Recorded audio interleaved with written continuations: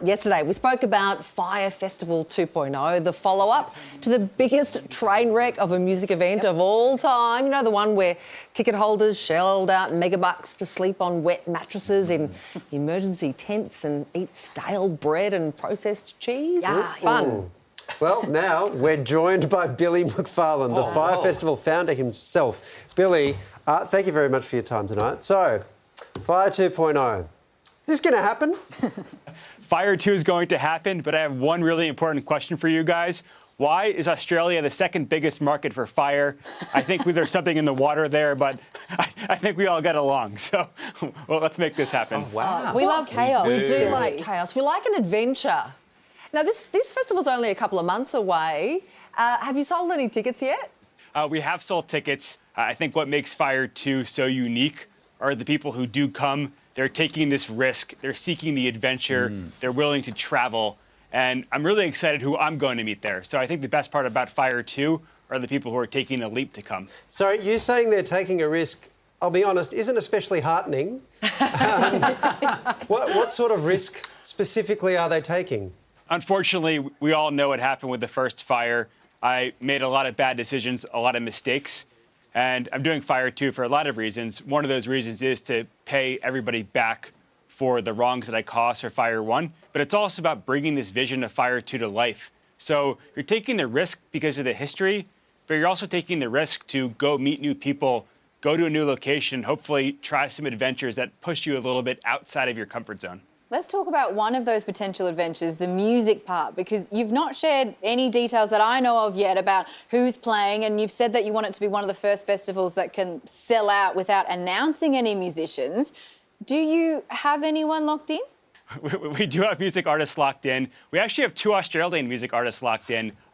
I'm not allowed to announce them yet. Oh, come on. But I promise, I think we promised you guys before, we'll let you know first. Is it Dom Dollar? Blink twice. It's not, but I'm a big fan, so Is it hopefully he does Kylie come. Minogue? What's cool for us is that instead of just putting a lineup out there with 30 artists on it, we're going to announce one artist at a time. But the rule is that every artist has to host some kind of experience or excursion during the day before they perform. Like what? So we have an Australian pop singer who we've booked, and she'll be hosting a whale shark excursion during the day and then singing at night. So yeah, excited to announce her. Amy Shark. It's Amy Shark. We've got Amy Shark. It's Amy Shark playing at Fyre Festival 2. This is a scoop. I don't know what you're talking about. Oh, Billy. Oh, that's not a no. It's not a no, is it? I have to ask the question, though, that will be on everyone's list, because you spoke about the first Fyre Festival as something where you made a lot of mistakes.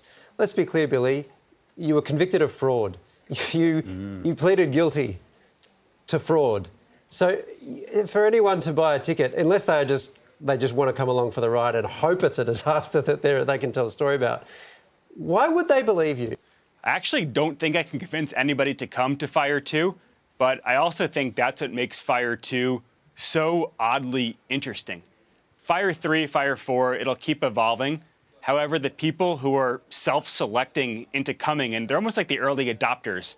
It might be the person at Google or at Amazon or working at the radio, looking around their office and saying, you know what? I want to be different from my colleagues, different from my family, different from my friends, and I'm going to go for 3 days. And no matter what happens, I'm going to make the most of it. So I think it's kind of a blessing that it's so hard to convince people to come just based on who it's going to attract. Billy, I want to be different from my colleagues. I want to be different. You are.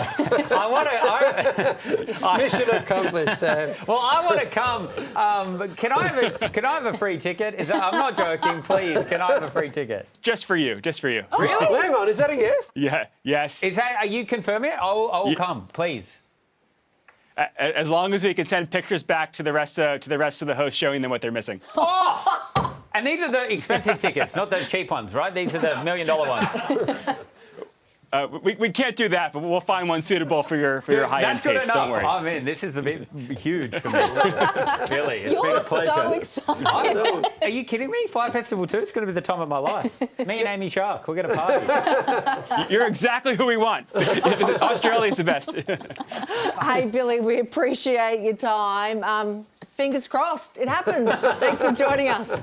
Thank you, guys. Keep your eyes out, and thank you, Australia, for being such great supporters. Never ended an interview with a promoter with fingers crossed. Yeah.